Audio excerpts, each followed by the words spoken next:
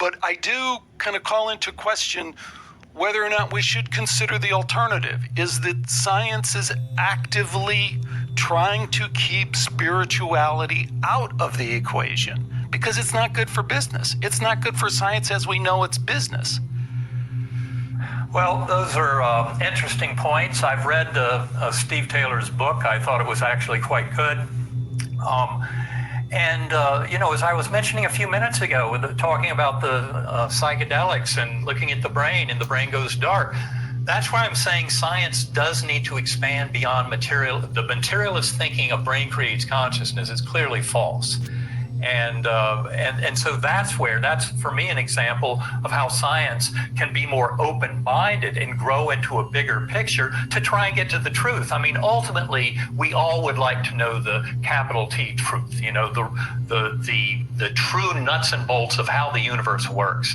And I'd say especially given all the study of NDEs and all the evidence accumulating in, say, in the hospice literature about the power of deathbed visions, the reality, the transformative abilities that they bring. And then you've got this tremendous body of evidence on reincarnation, not just from groups like UVA DOPS, where they have more than 2,500 cases of past life memories in children suggestive of reincarnation, but you have this whole world of transpersonal psychology, beginning with the work of Carl Jung and Charles Tart, and then moving on to Stan Grof and Michael Newton, Brian Weiss, and others, where they realized that to deal with the issues faced by their patients, with very psychological, psychiatric issues, that by doing hypnotic regression and uncovering memories of past lives, you start to explain and understand why certain challenges are there in this lifetime. And not only that, you gain the tools to start to heal them. So this is not just some kind of idle, armchair philosophy question of, afterlife and reincarnation, are they real or not?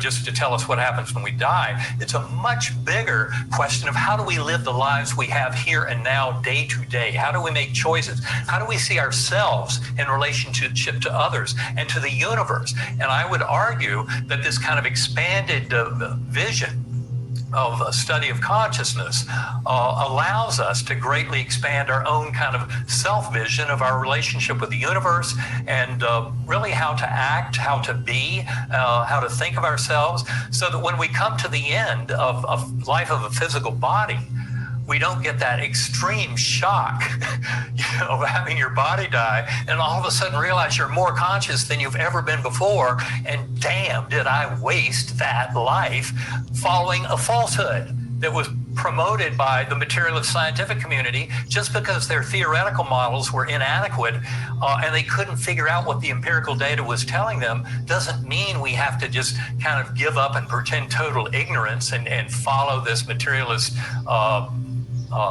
mindset down into the abyss. No, this is about, and as I said earlier, with placebo effect and healing, it's such an extraordinary capacity to kind of improve ourselves and gain health and wholeness. Why in the world would we keep pursuing a very limited, disproven worldview like materialism? I mean, essentially, it should have been banned from the world 80 years ago with the advent of quantum physics. Materialism really has died. It's just that a lot of materialists have not read the memo yet. But it's an absolute fact when you study the data. And if human beings want to understand human experience, they need to realize this science of consciousness is about trying to get to a deeper understanding of some of the toughest, most challenging experiences that humans have ever had, and yet they reveal some very profound and refreshing and liberating truths about our true nature.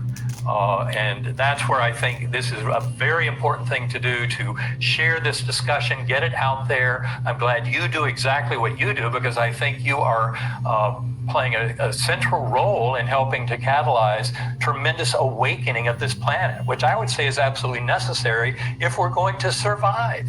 I mean, with all the addiction to fossil fuels, plastic pollution, we're in deep trouble from materialist thinking and a false sense of separation. We need to take responsibility for our choices.